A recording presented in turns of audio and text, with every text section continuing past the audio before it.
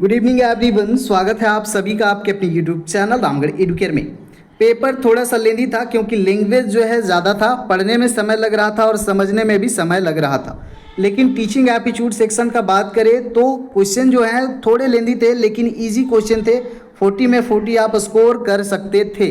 तो आप कितना अटेम्प्ट किए हैं ज़रूर बताइएगा। इस वीडियो में कवर करने वाले हैं आंसर की, चाहे आपका जो भी सेट रहा हो, ABCDEF सारे सेट्स में जो क्वेश्चन है सेम है, बस क्वेश्चन का नंबरिंग जो है, पोजीशनिंग जो है अलग अलग है। तो आपका जो भी सेट है मिलाएंगे और बी सेट वाले जो है सीधे मिलाएंगे सीरियल वाइज। तो 7:30 बजे पूरा आंसर की आपको मिलेगा, पूरा पेपर एनालिसिस करेंगे और एक एक करके सभी चीज़ें अपलोड हो जाएंगी, तो घबराना नहीं है साथियों। और जो भी मार्क्स आ रहे हैं, जो भी स्कोर हो रहा है उसको स्वीकार करना है, क्योंकि एग्ज़ाम अगर टफ गया है तो सभी के लिए क्या होगा। चलिए, तो टीचिंग एप्टीट्यूड के सवाल जो बी सेक्शन वाले हैं, बी सेट वाले, वो डायरेक्टली मिलाएंगे और जिनका C, D, A या F है तो वो जो है क्वेश्चन को पढ़ेंगे, क्वेश्चन को अपने पेपर में मिलाएंगे। यहाँ 61 में हो सकता है, आपका सेट में 65 में हो या 86 में हो, ऐसे हो सकता है। चलिए, तो पहला सवाल आप लोग मिलाइए 61 का।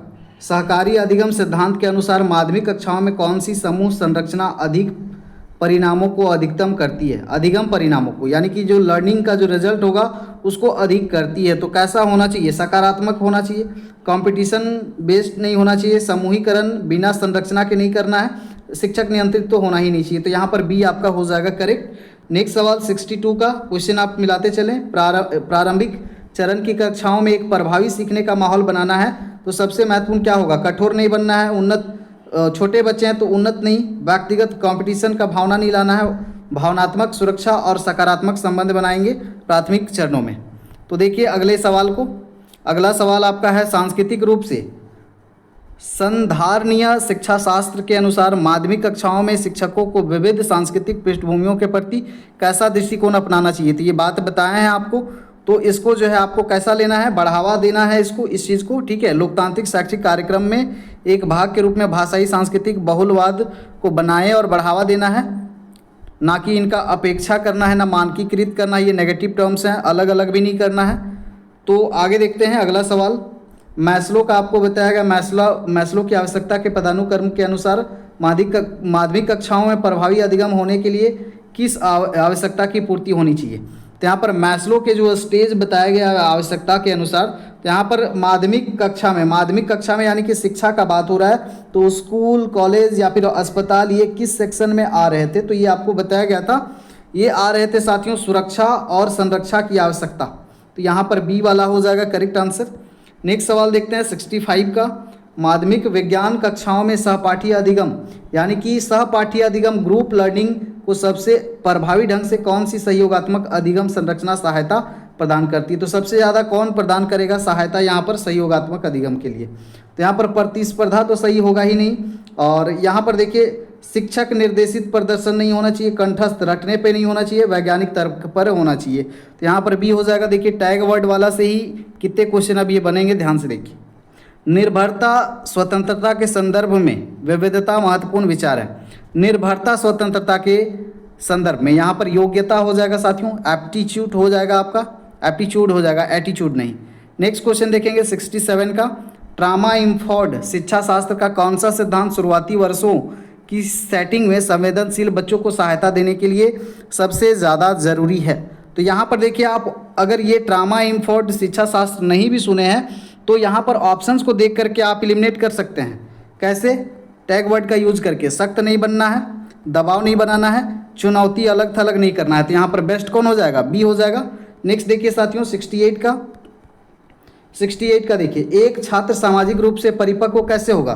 तो सामाजिक रूप से परिपक्व कैसे होगा? जब इसमें सामाजिकता आएगी, समाज का रहन सहन है, समाज के लोग जो हैं उनके संपर्क में आएगा, उन चीज़ों को अडॉप्ट करेगा। तो यहाँ पर क्या हो जाएगा आपका? बी हो जाएगा करेक्ट आंसर आप सभी का। क्वेश्चन नंबर ये आपका है 68, लेकिन आप मिलाते जाइएगा आपका जो भी सेट होगा। आगे देखते हैं। स्वयं निर्माण करेंगे तो ये तो बात नहीं ना है, समाज के बीच आपको जाना है, सामाजिकता का बात हो रहा है। मध्य चरण के शिक्षा शास्त्र में कौन सा कारक छात्रों की प्रेरणा और जुड़ाव पर सबसे अधिक प्रभाव डालता है?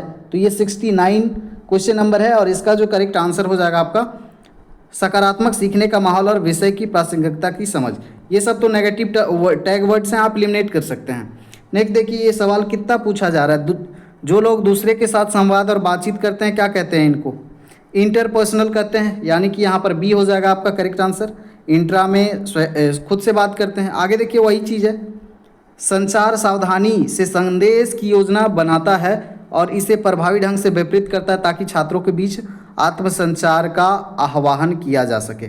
तो उनके बीच आत्मसंचार का आह्वान किया जा सके, कौन सा संचार है जिससे हम संदेश की योजना बनाएंगे?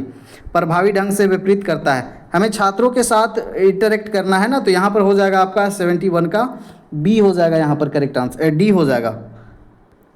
चलिए आगे देखिए यहाँ पर 72 का शिक्षक छात्रों में से एक समूह में पहेली सुलझाने के लिए कहते हैं, ये किस प्रकार का अधिगम है? ग्रुप में सीखने बोल रहे हैं तो ग्रुप में क्या करेंगे? एक दूसरे का सहयोग करेंगे, कोऑपरेट करेंगे, तो यहाँ पर बी हो जाएगा आपका।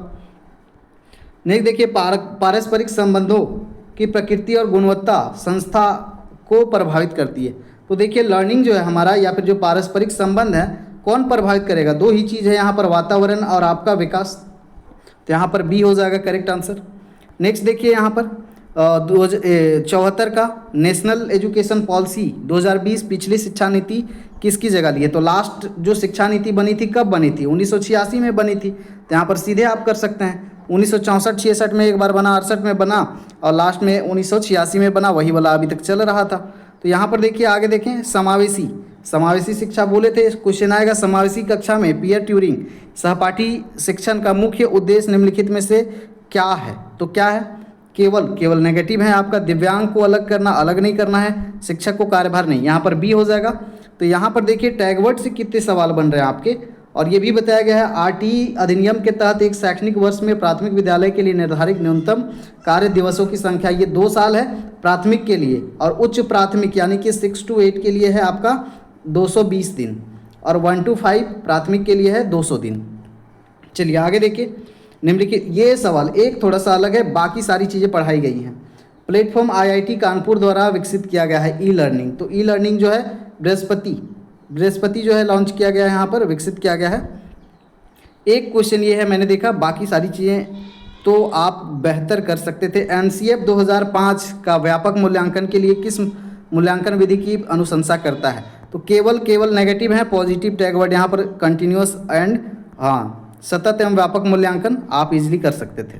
नेक्स्ट सवाल नेप से ही पूछा गया, नेप 2020 बोर्ड परीक्षाओं के लिए किस परीक्षा पैटर्न की अनुशंसा करता है? तो केवल नहीं, मॉड्यूलर और फ्लेक्सिबल, लचीला अभी बनाया गया है ना। चलिए आगे देखिए यहाँ पर क्वेश्चन 80 का, संवेदी समस्याओं वाले बच्चों के लिए सेंसरी डाइट का उद्देश्य क्या है? सेंसरी डाइट का उद्देश्य क्या है? तो यहाँ पर क्या हो जाएगा आपका करेक्ट आंसर 80 का जो बी किए हुए हैं, बच्चों को सही समय पर शांत और सतर्क रहने में मदद करता है। सेंसरी जो सेंस ऑर्गन्स हैं उनसे संबंधित समस्या है, ठीक है, तो यहाँ पर बी हो जाएगा करेक्ट। नेक्स्ट देखिए 81 का, बाल मनोविज्ञान के अनुसार समीपस्थ विकास का सिद्धांत, अब ये किन्होंने दिया है? ये बात भी हमने बहुत बार बताई है, जेडपीडी। तो जेडपीडी में क्या बताया गया है आपको? यहाँ पर वह अंतर जो बच्चा किसी की सहायता से और बिना सहायता के कर सकता है, तो यही अंतर है आपका। बहुत बार इसको और एस्केप फोल्डिंग भी आपको बताया गया है लेओ वाइगोत्स्की का सामाजिक सांस्कृतिक सिद्धांत में। आगे देखिए यहाँ पर नेक्स्ट क्वेश्चन 82 का, को किसी की भावनात्मक स्थिति को छूने की क्षमता की आवश्यकता होती है। भावनाओं को छूना है तो ये किससे संबंधित हो जाएगा? तो दूसरों से इंटरेक्ट कैसे करेंगे आप? इंटरपर्सनल में किसी की भावना, अपनी भावना को नहीं, ध्यान दीजिएगा यहाँ पर 82 में छोटे छोटे मिस्टेक अगर करेंगे तो गलत हो जाएगा। दूसरों के साथ कनेक्ट करना है। अच्छा यहाँ पर को किसी की भावना स्थिति को छूने की क्षमता की आवश्यकता होती है, हाँ, तो यहाँ पर हो जाएगा आपका इंट्रा हो जाएगा, करे होंगे तो करेक्ट हो जाएगा यहाँ पर। आगे देखिए 83 का, माध्यमिक स्तर पर सीखने को बढ़ावा देते हुए अनुशासन बनाए रखने के लिए कक्षा प्रबंधन की कौन सी रणनीति अधिक प्रभावी होगी? कठोर नहीं बनना है, दंड नहीं देना है आपको, छूट देने वाला मुक्त हस्त दृष्टिकोण, ये सबसे बेस्ट है। लोकतांत्रिक और सहयोगात्मक नियम निर्धारित आपको करना है। तो यहाँ पर देखिए 84 का, तो 84 का क्या हो जाएगा साथियों?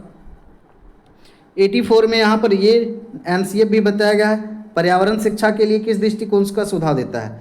एक अलग विषय, पर्यावरण चिंताओं के प्रति जागरूकता, पूरे स्कूली पाठ्यक्रम में व्याप्त होनी चाहिए। तो यहाँ पर बी आपका जो है ज़्यादा परफेक्ट है। तो आप ऐसे भी आप बना सकते थे एलिमिनेशन मेथड से। नेक्स्ट देखिए, भारत में शिक्षा के अधिकार को बच्चों के मौलिक अधिकारों में से एक के रूप में मान्यता है। ठीक बात है, ये बिल्कुल सही है। और अनुच्छेद 21A में भी ये बात है, तो मतलब दोनों सही हैं। यहाँ पर ए हो जाएगा करेक्ट आंसर। नेक्स्ट सवाल देख लीजिए आप लोग 86 का। यदि कोई शिक्षक विद्यार्थियों से कविता सुनाने को कहता है, फिर एक एक करके उसके पदों की व्याख्या करता है, तो शिक्षण का कौन सा सूत्र यहाँ पर यूज हो रहा है? कविता पढ़ने को कह रहा है। अब देखिए, कविता पूरा पढ़ लिया, अब एक छोटा सा कविता में बहुत सारे, हर एक स्टेंजा में बहुत सारे मीनिंग होते हैं, यानी कि कविता जो है पूरा होल है। होल का फिर क्या कर रहा है, पार्ट वाइज करके टीचर जो है एक्सप्लेन कर रहा है। तो यहाँ पर क्या हो जाएगा आपका, पूर्ण से अंश हो जाएगा, होल टू पार्ट। ध्यान दीजिए, ये भी मैक्सिम्स ऑफ टीचिंग बताए गए चीज़ें हैं। आगे देखिए 87 में सवाल, एक शिक्षक को छात्रों से समूह चर्चा के माध्यम से स्व अध्ययन द्वारा एक नया विषय सीखने के लिए कहते हैं। पूरी चर्चा करने के बाद वे अपनी प्रतिक्रियाएं देते हैं, जिसके आधार पर सभी छात्र अपने सहपाठियों को से उस विषय को विस्तार से सीखते हैं। विस्तार से, सहायता से सीख रहे हैं, ध्यान से देखिए, सहपाठियों के साथ। तो ये कैसा हो जाएगा आपका 87 का, मिला लीजिएगा जल्दी से। 87 का यहाँ पर क्या हो जाएगा, सहयोगात्मक हो जाएगा करेक्ट आंसर। नेक्स्ट क्वेश्चन को देखिएगा 88 में, निम्नलिखित में से कौन सा वाक्य अध्यापन के लिए सही है, टीचिंग के लिए सही है? पूरा करने के लिए गतिविधियों का करना चाहिए, ठीक है। केवल वाले नेगेटिव हैं। व्यवहार को बदलने के उद्देश्य से पारस्परिक प्रभाव का रूप, सीखने का अनुकरण, मार्गदर्शन और दिशा और प्रोत्साहन। तो सबसे बेहतर विकल्प कौन है 89 का? तो टीचिंग का मतलब ही क्या है, व्यवहार को, व्यवहार में परिवर्तन। तो ये तो बेसिक सा डेफिनेशन है, तो यहाँ पर सी हो जाएगा करेक्ट आंसर 88 का। सी नहीं होगा, यहाँ पर डी हो जाएगा, सीखने का अनुकरण, मार्गदर्शन, दिशा और प्रोत्साहन, क्योंकि इसमें बहुत सारी चीज़ें, पॉजिटिव चीज़ें भरी हुई हैं। तो यहाँ पर टीचिंग का मतलब यही हो जाएगा। 89 का देखिए, पाठ योजना, लेसन प्लान के परिचय भाग में एक शिक्षक का उसके उद्देश्य विद्यार्थी का प्राप्त करना होता है। विद्यार्थी का क्या प्राप्त करते हैं हम? लेसन प्लान क्यों बनाते हैं? ताकि बच्चे को एक्टिव बनाएं, उसका ध्यान आकर्षित करें क्लास प्रेजेंटेशन के दौरान। तो यहाँ पर क्या हो जाएगा आपका 89 का क्या हो जाएगा, यहाँ पर सी हो जाएगा करेक्ट आंसर। नेक्स्ट देखिए, शब्द एजुकेटम, लैटिन शब्द एडुचेयर, ये भी पढ़ाया गया लास्ट वाला मैराथन में लिया गया है, जिसका अर्थ क्या होता है? तो अर्थ क्या होता है, एजुकेटम, एडुकेयर, एडुकेट, ये सब वर्ड्स बताए गए थे मैराथन वाला में। तो यहाँ पर जल्दी से आप लोग बता, बाहर निकालना, जो छुपी हुई शक्तियाँ हैं उनको बाहर निकालना ही शिक्षा का क्या है, अर्थ है। नेक्स्ट देखिए, नेक्स्ट सवाल 91 का, सीमा हर पाठ बहुत जल्दी सीख लेती है, लेकिन लीना उन्हें सीखने में ज़्यादा समय लेती है। दो बच्चे हैं, एक स्लो लर्नर है, एक फास्ट लर्नर है, अलग अलग बच्चे हैं, तो यहाँ कौन सा सिद्धांत लागू होगा? इंडिविजुअल डिफरेंस, दोनों में भिन्नताएं हैं, अलग अलग है, तो ठीक है, तो व्यक्तिगत भिन्नता हो जाएगा यहाँ पर। 92 में, एक शिक्षक के सामने सबसे महत्वपूर्ण चुनौती है, क्या है? अनुशासन बनाना तो बहुत महत्वपूर्ण नहीं है, सबसे महत्वपूर्ण क्या है कि टीचिंग लर्निंग प्रोसेस को ईजी और प्रभावी इफेक्टिव बनाना। तो ये आपके लिए महत्वपूर्ण चुनौती होगा यहाँ पर डी। नेक्स्ट देखिए 93 का, एक छात्र को अपने बेंच साथी की ब्लैकबोर्ड से नोट्स पूरे करने में मदद करते हुए देख शिक्षक उसकी ओर देखते हैं और पास जाते हैं और प्यार से उसके कंधे पर थपथपाते हैं। शिक्षक द्वारा किस प्रकार पुनर्बलन? अब यहाँ पर पुरस्कार दिया जा रहा है ना, तो पॉजिटिव पुनर्बलन दिया जा रहा है और शब्दों का प्रयोग नहीं किया जा रहा है, इसलिए क्या हो जाएगा, सकारात्मक तो होगा लेकिन अशाब्दिक होगा, क्योंकि कंधे पर थपथपा के उसको दे रहे हैं पुनर्बलन, रेनफोर्समेंट, शब्दों का प्रयोग नहीं कर रहे हैं, इसलिए अशाब्दिक होगा। तो आगे बढ़ते हैं 94 का, यदि कोई छात्र प्रश्न का उत्तर देने में असमर्थ है तो एक शिक्षक का सही आचरण क्या होना चाहिए? क्या डांटना चाहिए? नहीं। और क्या उपेक्षा नहीं करना चाहिए? टैग वर्ड वाला हम बताए हैं। प्रॉब्लम सॉल्विंग स्किल का उपयोग करके छात्र को उत्तर देने के लिए प्रोत्साहित करना चाहिए, दंड नहीं देना चाहिए। तो हमें प्रोत्साहित करना चाहिए, सी हो जाएगा यहाँ पर करेक्ट आंसर। नेक्स्ट क्वेश्चन देखिए साथियों 95 का, कुछ छात्रों के लिए सीखने का सबसे अच्छा तरीका बोले गए संदेश लगते हैं, निम्नलिखित में से शिक्षार्थी इस कथन के लिए उपयुक्त है। तो ध्यान से देखिए यहाँ पर 95 का क्या हो जाएगा आपका, श्रवण आधारित, सुनने से संबंधित है ना, सुनने से संबंधित है। हाँ, बोले गए जो संदेश हैं, बातचीत है, तो यहाँ पर क्या हो रहा है, श्रवण आश्रित हो रहा है। नेक्स्ट देखिए, बाल मनोविज्ञान के अनुसार निम्नलिखित में से कौन सा सकारात्मक पुनर्बलन का एक उदाहरण है? पॉजिटिव रेनफोर्समेंट, कितना बार बताया गया नेगेटिव रेनफोर्समेंट?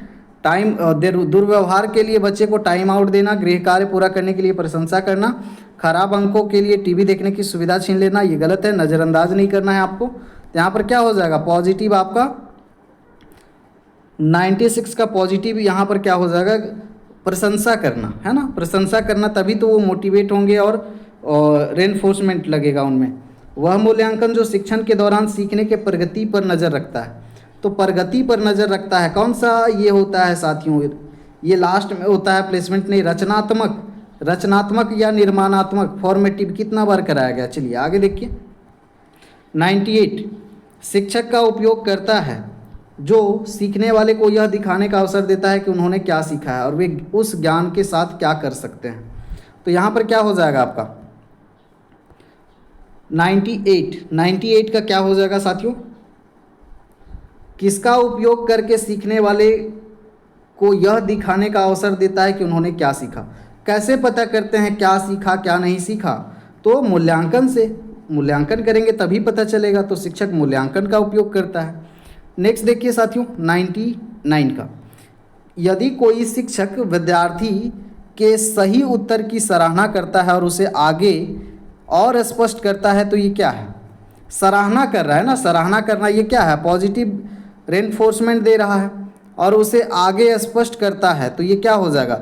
सकारात्मक तो है, सकारात्मक है, साथ ही साथ सराहना कर रहा है, बोल करके ही ना सराहना करेगा, यहाँ पर थपथपा के इशारा का बात नहीं हो रहा है, आगे स्पष्ट करता है, मतलब वो क्या कर रहा है? शाब्दिक पुनर्बलन। सकारात्मक तो है, पॉजिटिव है, लेकिन शब्दों का भी यहाँ पर क्या होगा? प्रयोग, तो यहाँ पर बी हो जाएगा। 100 में देखेंगे, यदि कोई शिक्षक छात्रों को वांछित व्यवहार दोहराने के लिए प्रोत्साहित करता है तो वह प्रयोग कर रहा है। वांछित व्यवहार को जब भी प्रोत्साहित करने की बात आए तो यहाँ पर क्या होगा? पुनर्बलन।